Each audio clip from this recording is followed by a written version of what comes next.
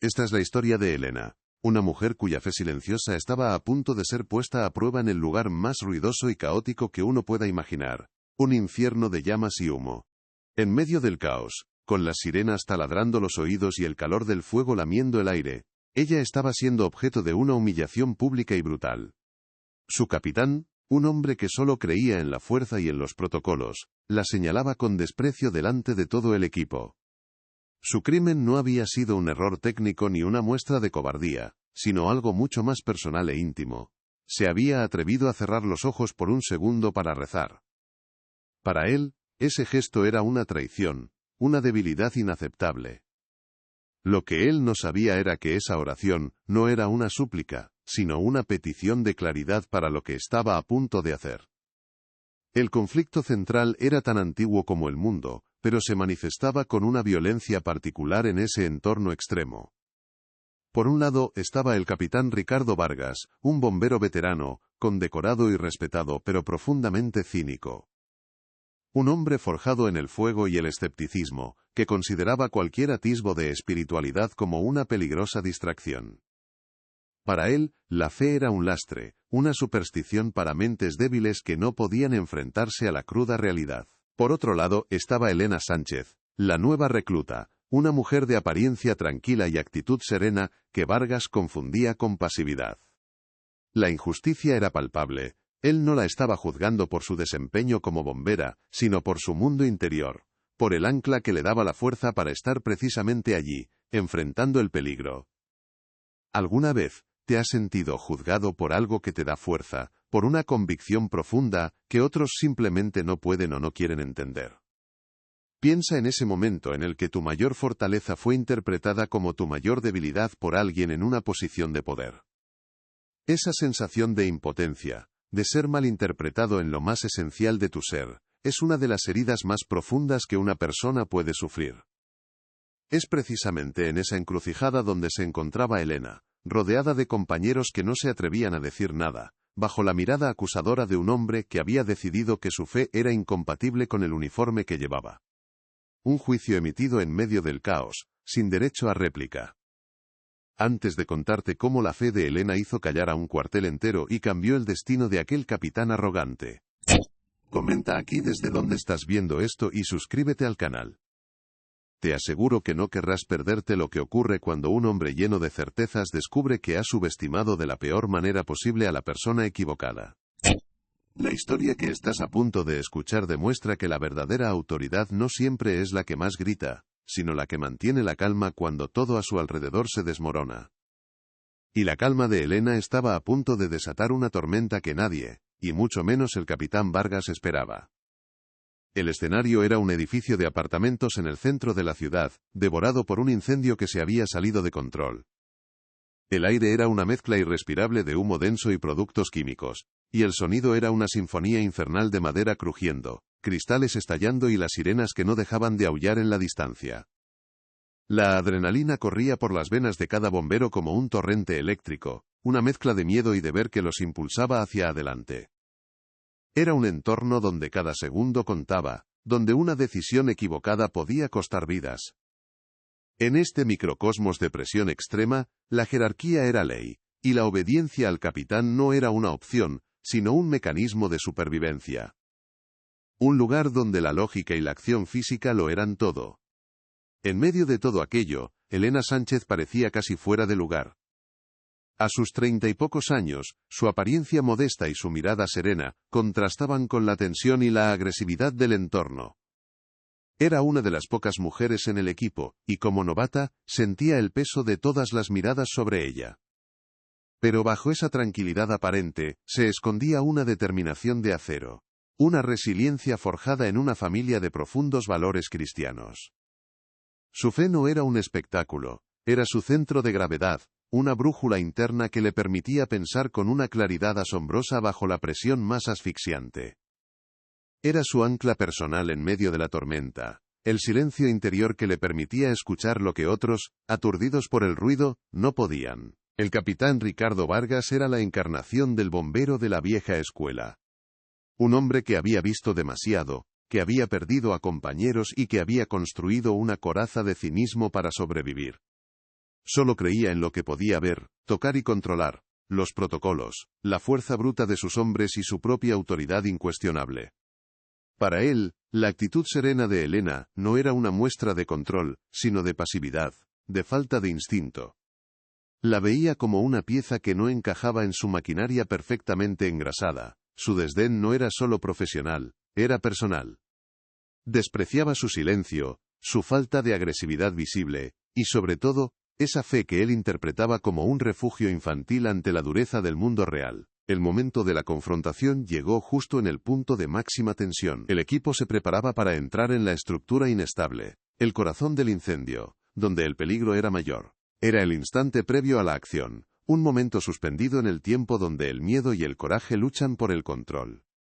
Fue entonces cuando Vargas, pasando revista a sus hombres con una mirada penetrante, se fijó en Elena.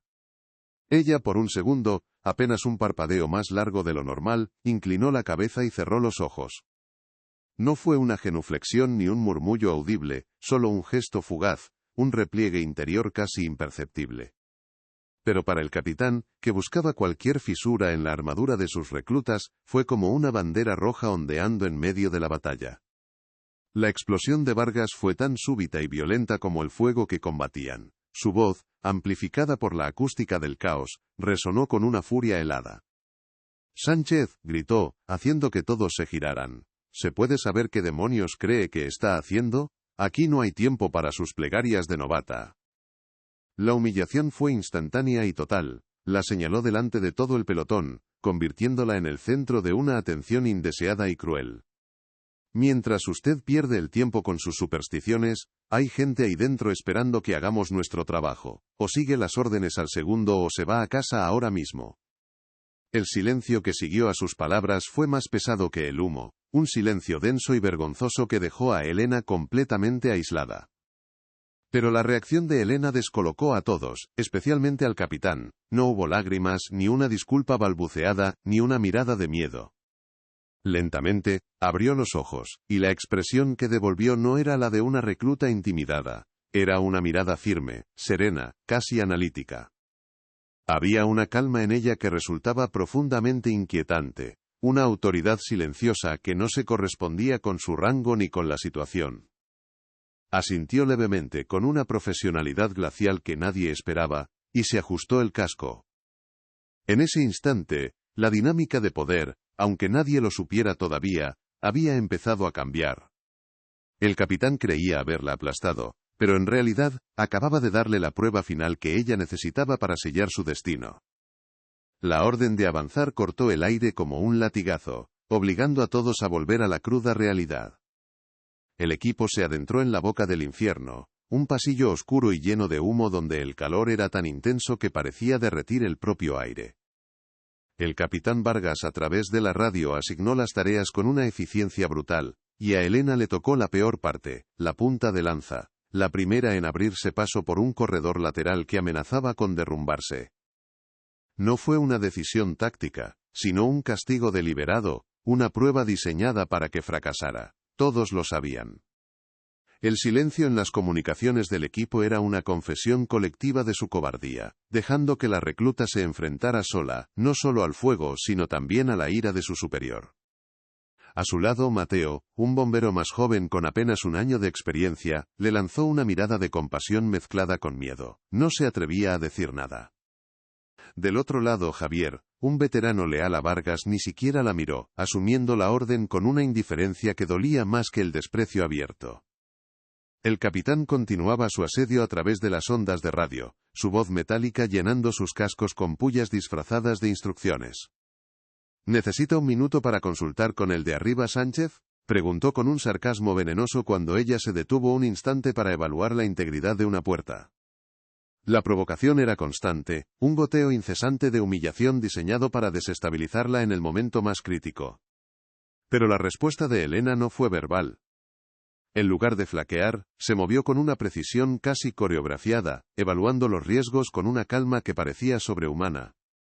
Mientras el resto del equipo luchaba contra las llamas de frente, ella se adentraba en la zona más inestable, asegurando una válvula de gas que nadie más había detectado, y que podría haber causado una explosión catastrófica. Su trabajo era silencioso, metódico y vital. Cada acción que realizaba era una refutación silenciosa a las acusaciones de incompetencia del capitán. Desde la seguridad relativa del puesto de mando, Vargas observaba sus movimientos a través de la cámara térmica de su casco, y un gruñido sordo de frustración escapó de sus labios.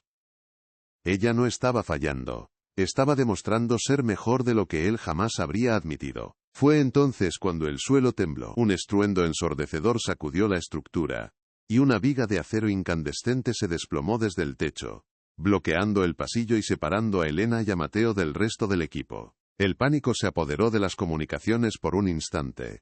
Equipo Alfa, repórtense. Sánchez, Mateo, situación, gritó un teniente desde el exterior. Por un momento, pareció que la negligencia de Vargas, al enviarlos a la zona más peligrosa, quedaría expuesta. La culpa de lo que pudiera pasarles recaería directamente sobre sus hombros. Se hizo un silencio denso, cargado de la posibilidad de una tragedia inminente. Un silencio en el que la autoridad del capitán pendía de un hilo muy fino. Sin embargo, Vargas era un experto en supervivencia, no solo en incendios, sino también en las batallas de poder. Reaccionó con una velocidad fulminante, ahogando cualquier atisbo de duda sobre su liderazgo. Silencio en la radio. Equipo Bravo, abran una brecha por el muro oeste. Sánchez, Mateo, busquen refugio y esperen mis órdenes, ladró, su voz recuperando el control total de la situación. Transformó un error casi fatal en una oportunidad para demostrar su capacidad de mando bajo presión. Ante los ojos de los demás, no era el responsable del peligro, sino el salvador que los sacaría de él. La pequeña ventana de oportunidad para exponer su imprudencia se había cerrado tan rápido como se había abierto, dejándolo una vez más en una posición de poder incuestionable. Una vez que abrieron una ruta alternativa, y los dos bomberos se reunieron con el grupo, cubiertos de polvo y hollín pero ilesos, Vargas se acercó a Elena. No había alivio en su rostro, solo una fría satisfacción. Delante de todos, con el ruido del fuego crepitando de fondo, le dijo en un tono lo suficientemente alto, para que todos lo oyeran. Parece que sus rezos le han traído suerte hoy, Sánchez. No se acostumbre. La humillación era ahora doble. No solo la había puesto en peligro, sino que ahora atribuía su supervivencia no a su habilidad o entrenamiento, sino a una suerte milagrosa, a su superstición. Era una forma cruel de despojarla de cualquier mérito, de reducir su profesionalidad a una cuestión de azar y fe ciega. El comentario fue como una piedra lanzada en un estanque. Las ondas de incomodidad se extendieron por todo el equipo. Mateo bajó la mirada, fijándola en sus botas, incapaz de enfrentarse a la injusticia. Javier, por su parte, esbozó una media sonrisa de aprobación, reforzando la autoridad del capitán. Los demás, simplemente se mantuvieron en silencio, convirtiéndose en cómplices pasivos de la intimidación. Elena, sin embargo, no reaccionó. Simplemente sostuvo la mirada de Vargas por un segundo, sus ojos claros y firmes, sin mostrar ni una pizca de la ira o la herida que seguramente sentía por dentro. Su contención era su armadura, una fortaleza que el capitán no podía entender y por lo tanto despreciaba aún más. La humillación no había terminado. Una vez que la situación principal estuvo bajo control y comenzaron las labores de enfriamiento, Vargas le asignó a Elena la tarea más ingrata y físicamente agotadora. Retirar escombros pesados de una zona secundaria, lejos de la acción principal y del reconocimiento del resto del equipo. Era un trabajo para 2 personas, pero se lo encargó a ella sola. El mensaje era claro, no solo la consideraba incompetente, sino que quería castigarla, aislarla, y agotarla hasta que su espíritu finalmente se quebrara. Quería verla cubierta de hollín y de derrota, obligada a reconocer su autoridad a través del puro agotamiento físico. Mientras el resto del equipo comenzaba a rotar para descansar, Elena trabajaba sola, moviendo vigas carbonizadas y trozos de hormigón bajo la débil luz de su linterna. El sudor se mezclaba con la ceniza en su rostro, pero sus movimientos seguían siendo firmes y deliberados. Cada pieza de escombro que levantaba parecía un acto de desafío silencioso. No había queja, no había un suspiro de cansancio. Desde la distancia, el capitán la observaba, esperando verla flaquear. Pero en su rostro no había rastro de derrota.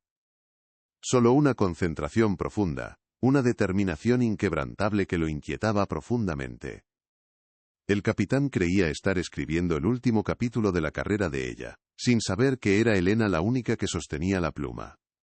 El sudor le picaba en los ojos, mezclándose con el hollín que le cubría la cara como una máscara de derrota impuesta. Cada músculo de su cuerpo protestaba, gritando bajo el peso de las vigas carbonizadas y los trozos de hormigón que apartaba con un esfuerzo sobrehumano. El aire seguía siendo denso, cargado con el olor agrio de la combustión y la humedad del agua de las mangueras. A su alrededor, el silencio era casi total, roto solo por el crujido ocasional de la estructura enfriándose y el eco lejano de las órdenes del resto del equipo. El capitán Vargas la había relegado a este rincón oscuro y olvidado del desastre, esperando que el agotamiento físico hiciera lo que su humillación verbal no había logrado, doblegarla. Pero con cada escombro que movía, Elena no sentía que su espíritu se debilitara, sino que se solidificaba, como el acero templado en el fuego. Fue entonces cuando encontró algo, debajo de una plancha de metal retorcido. La luz de su linterna reveló una pequeña muñeca de trapo, sorprendentemente intacta, aunque cubierta de ceniza. La recogió con una delicadeza que contrastaba con la brutalidad de su tarea. A unos metros, vio un álbum de fotos familiar, abierto por una página que mostraba a una niña sonriente abrazando a esa misma muñeca. Por un instante, el infierno a su alrededor desapareció, y solo existió ese pequeño fragmento de una vida interrumpida. Con cuidado, metió ambos objetos en un bolsillo interior de su chaqueta. No era parte del protocolo, pero era un acto de humanidad. En ese pequeño gesto, en esa victoria silenciosa sobre la desolación, encontró una fuerza renovada. Era una señal de que su trabajo no era solo destruir y limpiar, sino también preservar. Decidió informar del hallazgo, no por buscar aprobación, sino por pura profesionalidad. Capitán, he encontrado algunos objetos personales intactos en el sector C. Podrían ser importantes para la familia, comunicó por la radio, su voz firme a pesar del cansancio. La respuesta de Vargas fue un latigazo de desprecio. Sánchez, su trabajo es despejar escombros, no rebuscar en la basura. Deje de perder el tiempo con sentimentalismos y céntrese en lo que le he ordenado. Si vuelvo a escuchar una palabra que no sea, entendido, la enviaré de vuelta al cuartel. La pequeña victoria moral se disolvió en el ácido de su cinismo. Una vez más, él había logrado convertir un acto de competencia y compasión en una prueba de su supuesta debilidad e indisciplina. El mensaje para el resto del equipo era claro: la humanidad no tenía cabida en su forma de liderar. El golpe la alcanzó, pero no la derribó. El agotamiento físico, sin embargo, era real. Se apoyó contra una pared todavía caliente, cerrando los ojos por un segundo. El olor a madera quemada y a plástico derretido la transportó de repente a otro lugar, a otro tiempo. Al taller de su abuelo. Un hombre callado, de manos grandes y agrietadas por el trabajo, que le enseñó más sobre la resiliencia que cualquier manual de la academia. Recordó el peso de las herramientas, el aroma del serrín y la paciencia infinita con la que él reparaba muebles rotos, devolviéndoles la vida y la dignidad. Él nunca levantaba la voz, su fuerza no residía en el ruido, sino en la constancia, en la capacidad de ver el valor donde otros solo veían despojos. La imagen de su abuelo se hizo nítida en su mente. Él estaba lijando una vieja silla de roble, y ella, con apenas 10 años, le preguntó por qué se esforzaba tanto en algo que parecía inservible. Él dejó la lija, la miró con sus ojos amables y le dijo: Elenita, la verdadera fortaleza no se mide por lo fuerte que golpeas, sino por cuánto aguantas mientras todos creen que estás rota. Las cosas más valiosas son las que resisten en silencio. Esa frase se había convertido en el pilar de su vida, en el fundamento de su fe. No se trataba de esperar milagros, sino de entender que la resistencia silenciosa era, en sí misma, el milagro. Era la fuerza, que le permitía ahora soportar el peso de la injusticia del capitán. Y si tú también has vivido algo parecido, si alguna vez han intentado que te rompas por ser quien eres, deja un comentario. Tu historia puede inspirar a otras personas que están luchando su propia batalla en silencio. A veces, saber que no estamos solos es la viga maestra que nos impide derrumbarnos cuando todo a nuestro alrededor parece caerse a pedazos. Tu experiencia puede ser la luz en la oscuridad de alguien, la prueba de que se puede resistir y prevalecer, incluso cuando nadie parece verlo. De repente, una figura se materializó a su lado, sacándola de sus pensamientos. Era Mateo, el bombero más joven. Le tendió su cantimplora sin decir una palabra.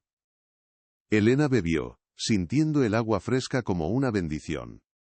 «Lo que te está haciendo no es justo», susurró Mateo, mirando nerviosamente a su alrededor. «Nadie se atreve a decirlo, pero todos lo pensamos.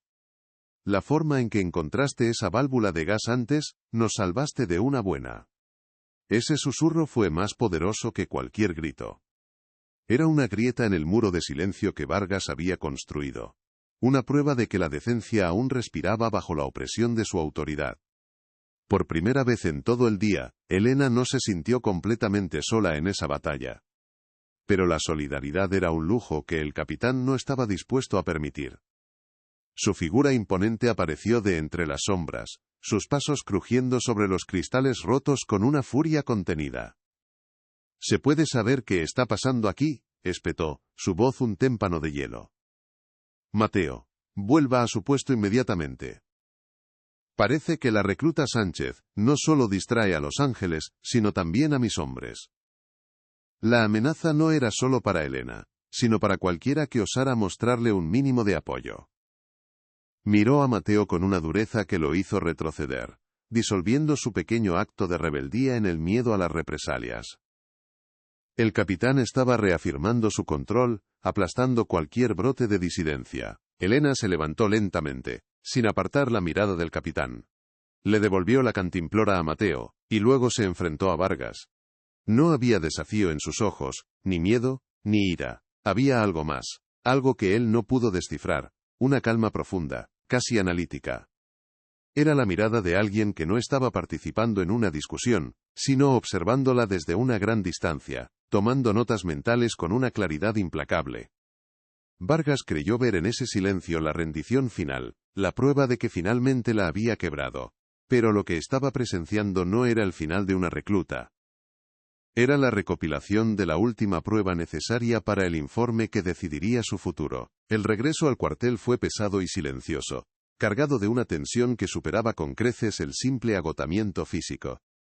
El olor a humo se había impregnado en la ropa, en la piel y en el aire, pero lo que realmente asfixiaba el ambiente era la injusticia no resuelta. El equipo se movía con la lentitud de los autómatas, guardando el equipo, evitando el contacto visual. Todos sentían que la jornada no había terminado. El capitán Vargas seguía a Elena con una mirada oscura, una promesa de que el enfrentamiento final aún estaba por llegar. Él no podía permitir que su autoridad, desafiada por el simple acto de una oración silenciosa, quedara sin una reafirmación definitiva y aplastante. La tormenta no había pasado, solo estaba conteniendo la respiración antes de desatarse con toda su furia. Y la furia no tardó en llegar.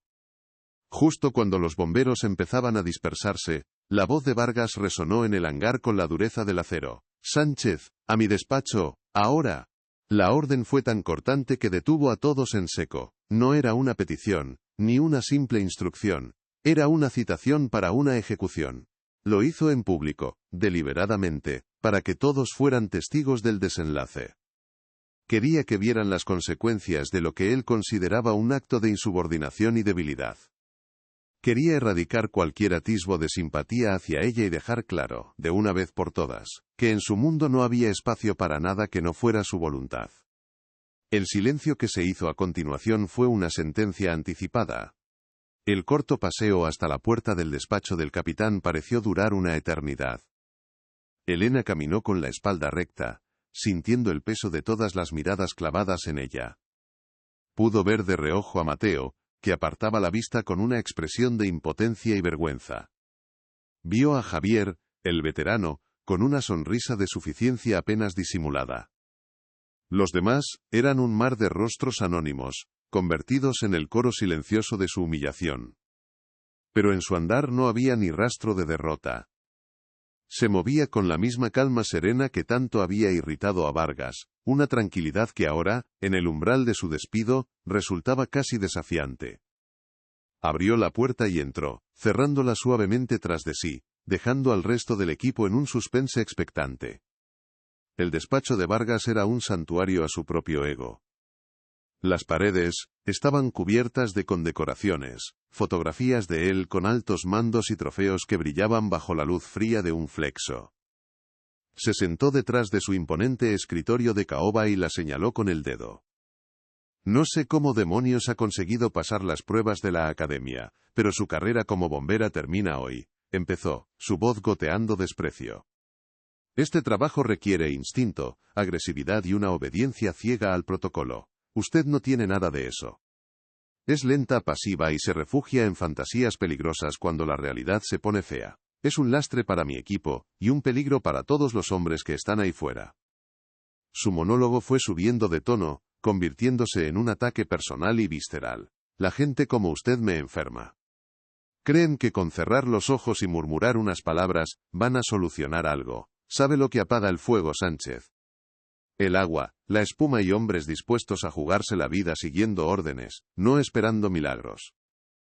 Se levantó, apoyando los nudillos en la mesa, inclinándose hacia ella para maximizar el efecto de su intimidación.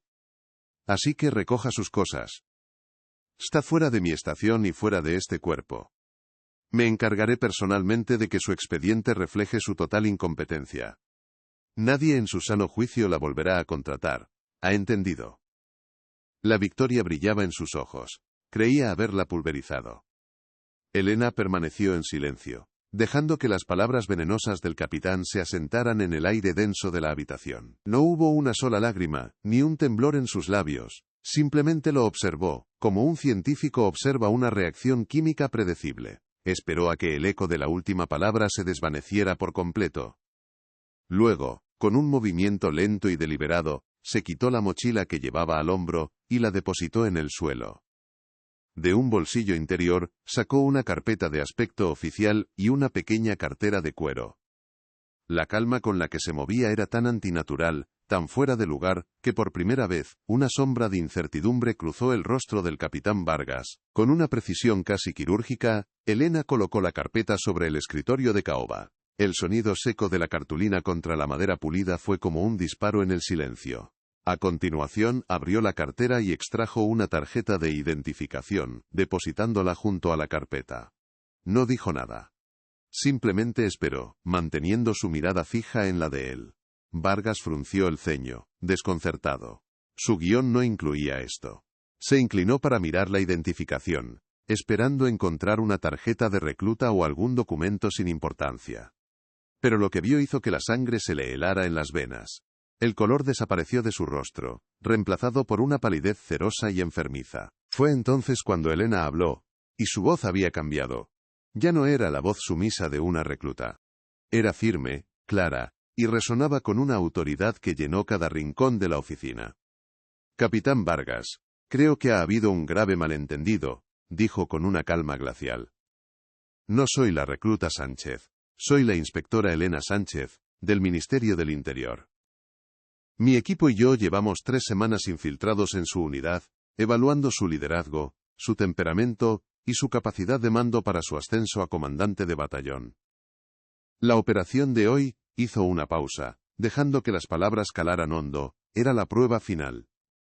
El rostro del capitán pasó de la arrogancia al pánico más absoluto en una fracción de segundo. Sus ojos saltaban de la identificación a la cara de Elena, como si intentara reconciliar dos realidades imposibles.